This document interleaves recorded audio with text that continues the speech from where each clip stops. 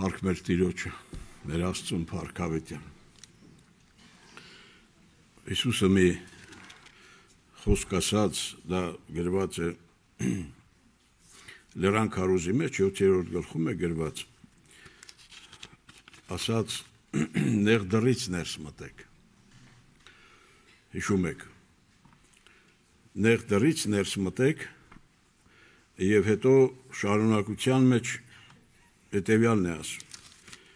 որովհետև այդ ճիշտ դռից ներս մտնելու հետ է կապված վերջն արդյունքը,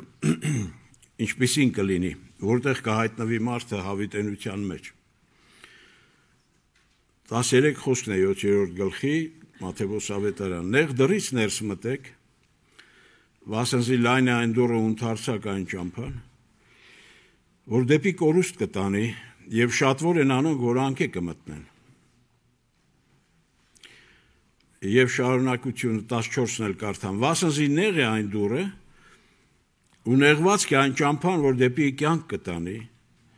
եւ քիչվոր են անոնք, որ զանիկա կգտնեն։ Որովհետեւ նեղ է այն դուռը ու նեղված է այն ճամփան, որտեղ այդ նեղ դռից մտնելուց հետո սկսվում է մի նեղ ճանապարհ։ Ովքեր մտնում են այդ նեղ դռնով, նրանք մտնում են այդ ճանապարհ, հայտնվում են այդ ճանապարհի մեջ եւ իրենց ընթացքը շարունակվում է այդ նեղ ճանապարհով։ Եվ այդ ճանապարհը այստեղ է երկրի վրա, բայց այդ ճանապարհը ավարտվում է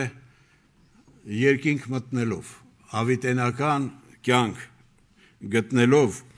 ինչպես Տերը խոստացել ասում է, բայց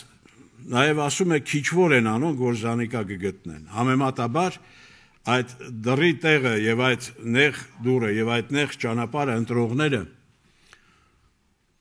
քիչվոր են նրանց համեմատ, ովքեր այդ լայն դռից եւ այդ լայն ճանապարհով են ընտրում եւ իրենց կյանքը ապրում այս երկրի վրա եւ Ովանու ավետարանի մեջ տեսեք 10-րդ գլխում Հիսուսը էլի դռան հետ կապված այսպես է ասում. Ես եմ դուռը, 9 խոսքն է 10-րդ գլուխ Ովանու ավետարան։ Իհարկե 7-ում ասում է ես եմ ոչխարների դուռը եւ 9-ում կրկնում է ես եմ դուռը։ Եթե մեկը ինձ ներս մտնի, պիտի փրկվի։ Փաստորեն այդ նեղ դուռը ինքը Քրիստոսն է։ Ես եմ դուռը։ Եթե մեկը ինձ ներս մտնի, պիտի փրկվի։ Ուրեմն փրկվելու միակ տեղը, միակ հնարավորությունը այդ դռից, այդ նեղ դռից ներս մտնելով է։ Եվ այդ դռան անունն է Հիսուս Քրիստոս, բայց այդ դռան անունն է նաև ճշմարտություն, որտեղ ինքը Քրիստոսը ճշմարտությունն է։ Ուրեմն այդ նեղ դռով մտնելուց հետո է, որ փոխվում է ամեն ինչ։ Մարդը հայտնվում է բոլորովին այլ իրականության մեջ։ Ես իմ քարոզը, իմ խոսքը հենց այդպես եմ վերնագրել, մտել ես դու արդյոք դռնից ներս, լինելով հավատացյալ։ Արդյոք բոլոր հավատացյալներին կարելի է այդպես այդ ուրեմն կարգավիճակում տեսնել կամ իրապես բոլորն են դռից ներս մտած այդ իրականությունը ապրում եւ քայլում այդ ճշմարիտ ճանապարհով, որը նեղ ճանապարհն է։ Բայց շարունակության մեջ ես ուզում եմ շարունակեմ, փրկություն կգտնի, ասում է, երբ որ մտնի ինձ ներս, պիտի փրկվի ու պիտի մտնե ու պիտի ելլե։ Դա շարունակելով ինչ որ էլի բան ասում, պիտի մտնի ու պիտի ելլե կամ պիտի դուրս գա եւ արոտ պիտի գտնե։ Արոտ, այսինքն իրեն համար այն կերակուրը, որը հենց այդ կյանքի ապահովող կերակուրն է, իհարկե խորհրդով ոչխարների համար ասում, բայց ահա բոլոր նրանք, ովքեր իրենն են, ովքեր կանչված են ներկայացնելու Քրիստոսին եւ ապրելու իրապես երկրի վրա, որպես նրա վկաները, նրանք պիտի անպայման այդ փորձառությունը ունենան։ Նրանք պիտի դրից ներս մտած մարդիկ լինեն, այսինքն ճշմարտությունից ներս մտած եւ ճշմարտության մեջ այլևս քայլող եւ ապրող մարդիկ։ Սիրելի եղբայրներ եւ քույրեր, սիրելի հոգիներ, Աստված չի ուզում, որ որևէ մեկը խաբված լինի։ Դա բացարձակ Աստծո կամքին դեմ է։ Աստված ամեն ինչ արել է եւ անում է, որպեսզի լինի թե ամեն մարդ ճշմարտությանը ճանաչելու գա, այսինքն չմնա խաբված։ Բայց ինչու՞մն է հարցը, որ Աստծո ուրեմն ընձեռնած այդ հնարավորությունը, որ խաչի վրա Աստված իրականացրեց Հիսուս Քրիստոսի զոհով իր միածին որդուն տալով, հնարավոր դարձրեց, որ մարդը տեղափոխվի, որ մարդու համար հնարավոր դառնա այդ դուռը գտնելը նախ եւ հետո այդ դռից ներս մտնելը։ Որովհետեւ խիստ տարբերություն կա դռից այս կողմ իրականության մեջ, որ դեռ մարդը չի մտել, եւ դռից այն կողմ իրականության մեջ։ Եվ ամեն մի հավատացյալ ինքն է պատասխանատվություն կրում Աստծո առջև եկած լինելով, թե ինքը ինչու է եկել ընդհանրապես այդ անունը վերցրել իր վրա։ Ուղղակի դրսից հերվից Քրիստոսին այդպես ուսումնասիրելու, Քրիստոսի մասին ինչ-որ բաներ իմանալու, թեկուզ կարդալով ավետարանը, թեկուզ աղոթք անելով, եւ էլի ինչ-որ բաներ հնարավորության կամ իր ուժերի ներածի չափով բարի գործեր կամ էլի ծառայություններ իրականացնելով, թեկուզ եկեղեցու մեջ անգամ, բայց ամենակարևորը գտնվելով դռից դեռ այն կողմ, այսինքն դռից ներս մտած չլինելով։ Տեսեք, ճշմարտությունը այս հարցում երկու ասպեկտներ կամ տեսանկյուններ եմ ուզում հիմա ներկայացնեմ։ Առաջին տեսանկյունը սա է, որ Եփեսացիների նամակի մեջ Պողոս առաքյալը հետևյալն է ասում, 2-րդ գլուխ 6-րդ խոսքն է։ Ասում են նրա մեջ մեզ նստեցրեց, նրա այդ հարություն տվեց եւ մեզ նստեցրեց երկնավորներուն մեջ, բայց շարունակելով ասում է Հիսուս Քրիստոսի մեջ։ Այսինքն սա ճշմարտության մի տեսանկյունն է, սա իրականություն է։ Ուրեմն որպես հոգի մենք Քրիստոսի մեջ տեղափոխվածներ, մենք Աստծո համար հոգևոր այդ իրականության մեջ, որտեղ հոգին ժամանակներից դուրս է։ Ժամանակների մեջ մարմնով մենք հիմա ապրում ենք ժամանակների մեջ, բայց ժամանակները մի օր ավարտվելու են եւ այլևս ժամանակ չի լինելու։ Հավիտենության մեջ ժամանակ չկա, չի լինելու։ Բայց Աստված հավիտյանս հավիտենից, չէ, հավիտենությունը Աստծո մեջ է եւ Աստված հավիտենության մեջ, այսինքն ինքը դուրս է ժամանակներից։ Բայց ժամանակներից դուրս նաև հոգու այդ մեջ գտնված Քրիստոսի մեջ գտնված իրականությունը, ինչու որտեղ Քրիստոսը ավետարանն ասում է, որ նա փառքով հորաչում նստած է այդ փառահեղ հաղթանակը տանելուց հետո խաչի վրա։ Հարություն առնելուց հետո նա հետո ինչ արեց։ 40-րդ օրը համբարձվեց եւ նստեց հորաչում։ Բայց Հիսուսը մինչ այդ հաղթանակը տանելը, ուրեմն նա նախ մեռավ, չէ՞ խաչի վրա, իր հաղթանակը հենց այդ մահով տեղի ունեցավ։ Բայց շատ կարևոր մի բան,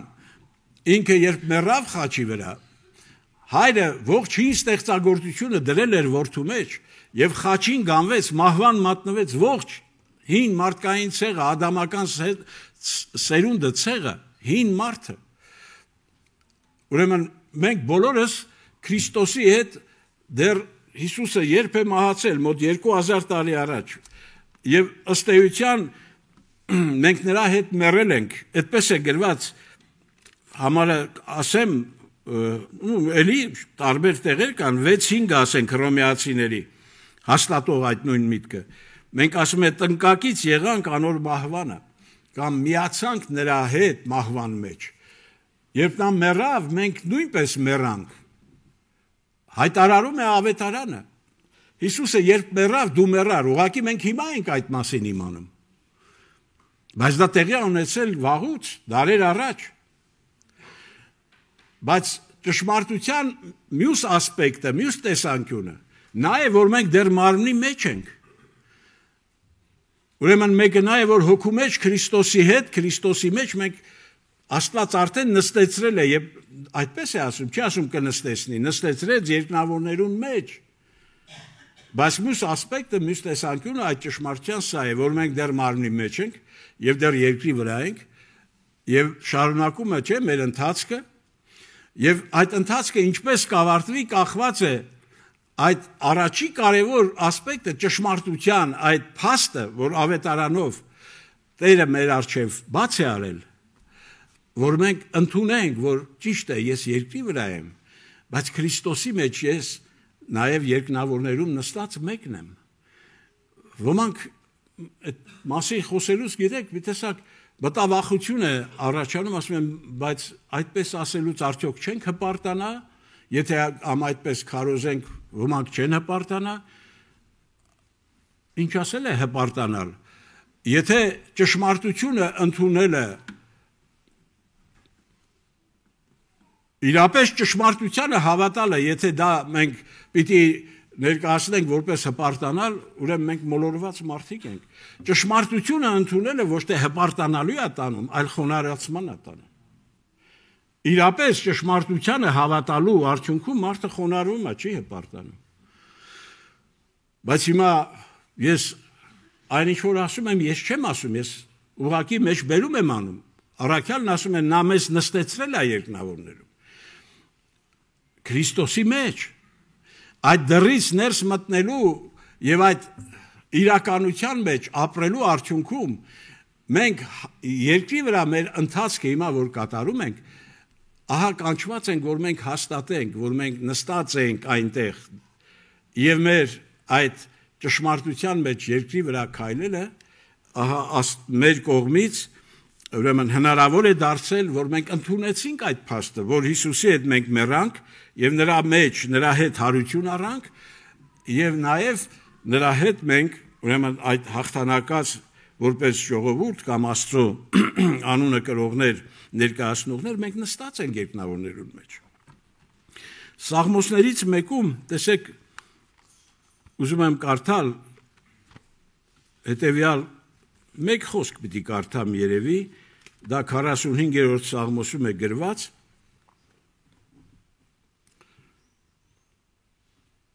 տասերորդ խոսքն է ասում է, ով աղջիկ, լսե ու տես, եւ քո ականջդ ծռե,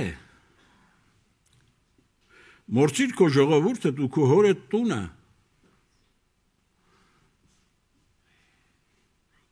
այն ատեն 11 խոսքն էլ, այն ատեն թագավորը պիտի ցանկա քո գեղեցկությանդ, վասնզի նա է քո Տերդ ու անոր երկրպագությունները։ Ուրեմն ով աղջիկ խորհուրդ է տալիս։ Դեստեղ աղջիկը ներկայացնում է, չէ՞, ճշմարիտ հարսնացուին։ Գիտեք, մինչև այս հարսնացուի իր հոր տանից դուրս գալու մասին խոսելը մի կարճ մեջ բերում անեմ օրինակը, որ երկրի վրա նույնպես, որ սա գործող օրինակ է, Աստված է դրել։ Աղջիկը երբ ամուսնանում է, պիտի իր հոր տանից դուրս գա։ Թողի իր հոր տունը։ Ու ցավոք շատ աղջիկներ դուրս գալով, գնալով արդեն նոր ընտանիք, նոր տուն, չէ, նոր ոնց որ միջավայր արդեն մտնելով, նրանք այդպես էլ դուրս չեն գալիս իրենց հոր տնից, պորտալարով միացած են մնում իրենց հայրական տան հետ, եւ իրենց հոր տան դրված սովորություն, չգիտեմ, այնտեղի կարգը, կանոնը բերում են ու փորձում են հաստատել այս նոր տան մեջ։ Ու շատ ցավալի արդյունքներ է միշտ լինում։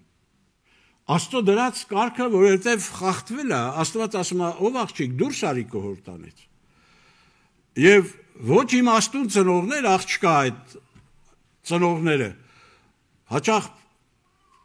այդ ցավալի սխալը թույլ են տալիս, փոխանակ նրանք իրենք ամեն ինչ անեն, որ այդ պորտալարը կտրվի այդ աղջկա հետ, իրենց հետ կապող։ Նրանք ամեն ինչ անում են, որ նրանք կապված մնան էլի իր հայրական տան հետ։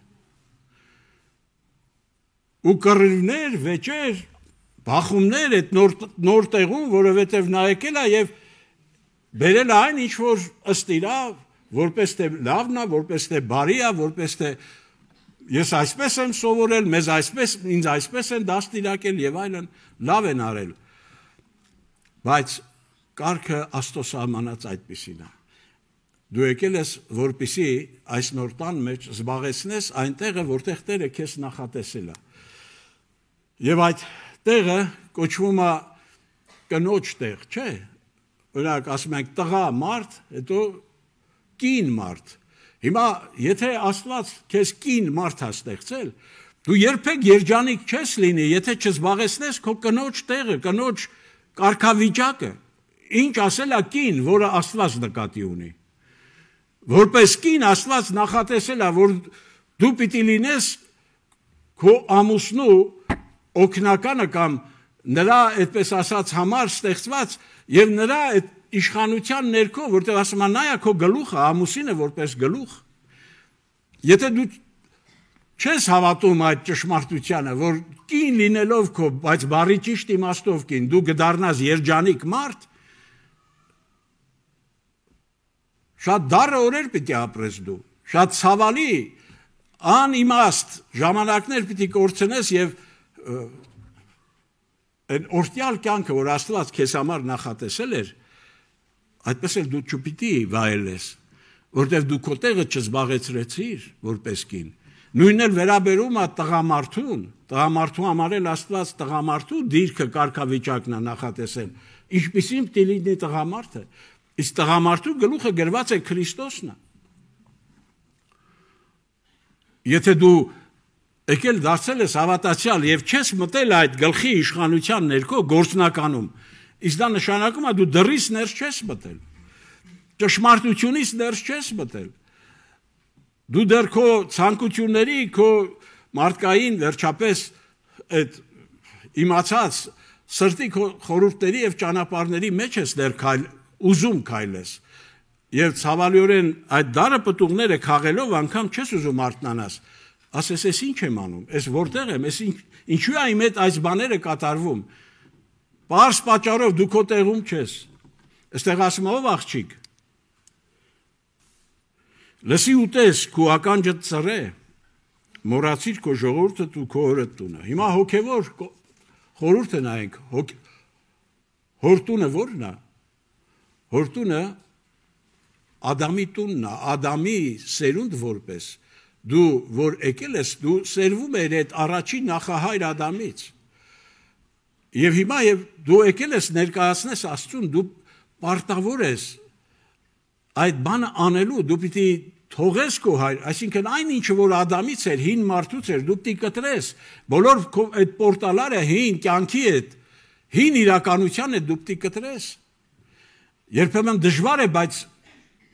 Աստված չի ասել, որ ինչ որ բան քո ուժերով արա, Աստված ասել է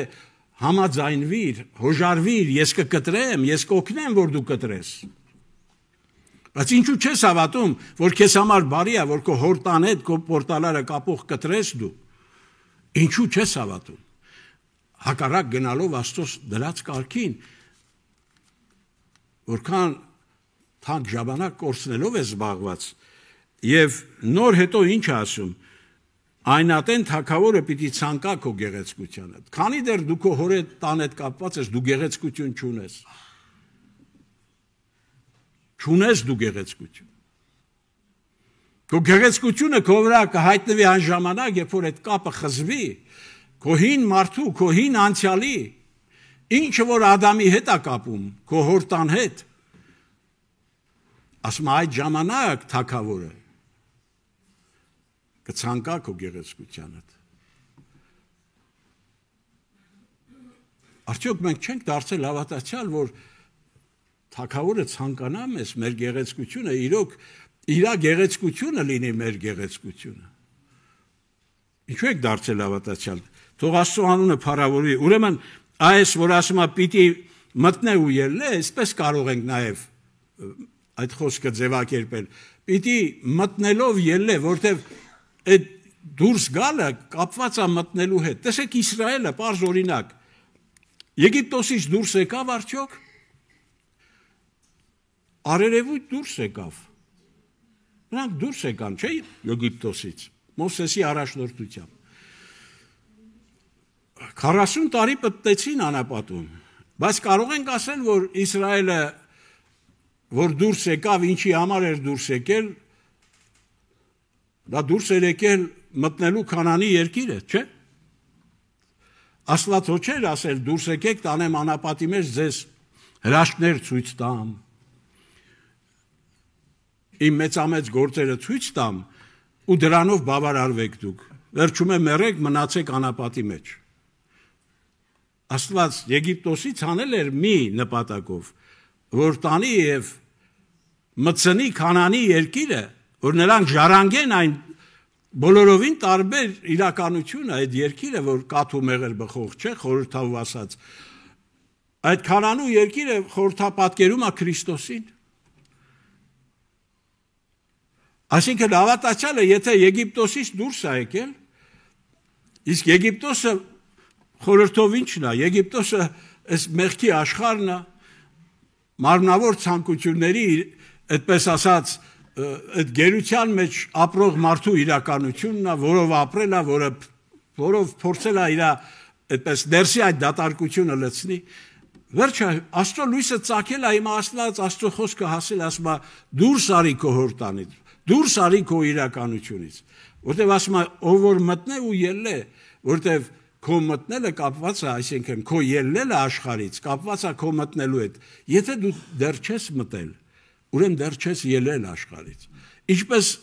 Իսրայելը երևույթով դուրս էր եկել, բայց իրենց սրտերի մեջ, իրենց այդ պորտալարով կապված մնացին Եգիպտոսի հետ, ու դրա համար չկարողացան տեղ հասնել, նրանք չմտան։ Դե Աստված սուղ գին ավճարել, որ մեր դեպքում այդ օրհնյալ ուրեմն Աստծո խորհուրդը ծրագիրը մեր վրա կատարվի եւ մենք մտնենք ոչ թե գնալուց հետո այս երկրից, այստեղ երկրի վրա դեռ ապրելուց այդ փորձառությունը ունենանք դրից ներս մտած, այդ նեղ դրից, որը ճշմարտությունն է եւ այդ ճշմարտության ճանապարհը քայլելու, որ Հիսուսն ասում է ես եմ ճամփան, չէ՞, այդ դրից հետո սկսվում է այդ ճանապարհը, այն կյանքը, որը Քրիստոսի մեջ է, Քրիստոսի ներկայության մեջ է։ Օրհնյալ լինի Տիրոջ անունը։ Ուրեմն ինչն է, որ պայման է, որ մարդը պիտի հավատացյալ անձնավորությունը իրոք նախդատեսնի, հավատա եւ խնդրի Տիրոջից, որ ինքը վերցնի իր վրա այն ինչ որ Տերը նախատեսել է, որն է այդ արգելքը, որ մարդը չի կարողանում դրից ներս մտնի։ Արգելքը մեր անձն է, մեր հպարտությունն է, մեր արդարությունն է, մեր փառքն է։ Մենք ուզում ենք, չենք ուզում ուղղակի զրկվել մեր փառքից, մեր շահից, մեր մարդկային վերջապես մեր կամքը իգործ դնելու այդ հակումը մեր մեջ խորն է նստած, բայց մյուս կողմից մենք այլ ընտրանք չունենք, Աստված մեզ համար հնարավորությունը ընձեռնել է, բայց տրված է, որ ամեն մեկը համապատասխան ժամանակի մեջ իրականացնի այդ հրաշալի ուրեմն հնարավորությունից օգտվի եւ դրա համար ինչ եմ կոչանում մեզ բոլորիս, եկեք իրոք մոռանանք մեր հորտունը, մոռանանք, այսինքն խնդրենք Տիրոջը, որ ամեն մեկս չգիտեմ, քանի տարվա հավատացյալ ենք, բայց որքանով ենք մենք մտել ու վայելում այն իրականությունը, որը Քրիստոսի դրից ներս մտնելուց հետո է, մենք կարող է նորից եմ ասում, շատ խոսենք, դրից են կողմ, ինչքան գեղեցիկ, ինչքան լավ բաներ կան, այդ արոտի մասին խոսենք, բայց այդ արոտը չճաշակենք, Քրիստոսին որպես երկնքից իջացած, որպես ճշմարիտ կերակուր չվայելենք, Աստծո օգնությամբ մենք կարող ենք իրոք համապատասխան ուրեմն եզրակացություն անելուց հետո, որտեղ մեզ տրված ժամանակը անվերջ չի, երկրորդ Կորինթացիների առաջի գլուխ 19-20 խոսքը այսպես է ասում. իր մեջ, որքան որ խոստումներ կան Աստծո կողմից, իր մեջ այո են եւ ամեն են։ Որտեղ բոլոր խոստումները Աստված, որ խոստացել է մեզ մարդուն ընդհանրապես,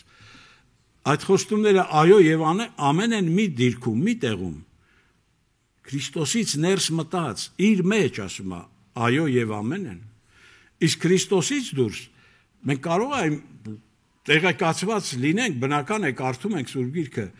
բայց այդպես էլ այդ խոստումները չիրականանան մեր մեջ, մեր վրա։ Եկեք ոտքի կանգնենք, երևի ավարտելով խոսքս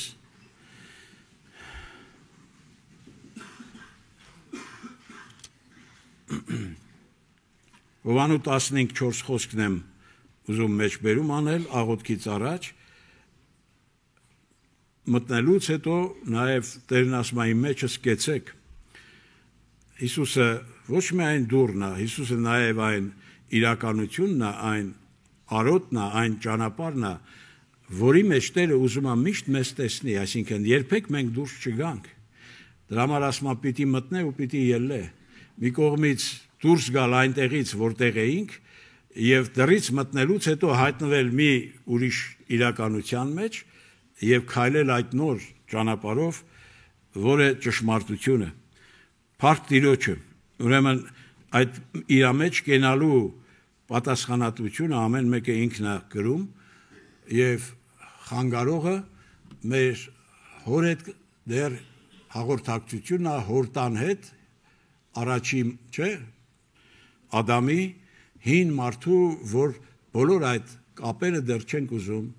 խզել կամ կտրել Աստծո օգնությամբ եւ ինչ որ բաներ կա, ինչպես Իսրայելին էր այդպես հիշեցնում էր, անդադ մնում էին, հիշում էին Եգիպտոսը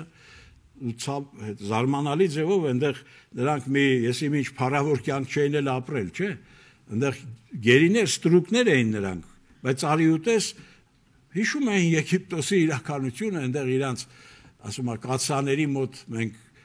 այդ հոտը գոնե վայելում էինք, իրենց չեր տրվում ուտելու հնարավորություն չունեին, բայց ցավալիորեն այդ հին կյանքը նրանց այդպես էլ Աստծո մեծ ողորմությանը արժանանալուց հետո որ նրանք դուրս եկան, այդպես էլ իրենք իրենց ներսից Եգիպտոսը չուզեցան դուրս անել։ Աղոթենք Տերը օգնական լինի, որ մենք իրոք Տիրոջ հետ ճշտենք, մենք դրից ներս մտած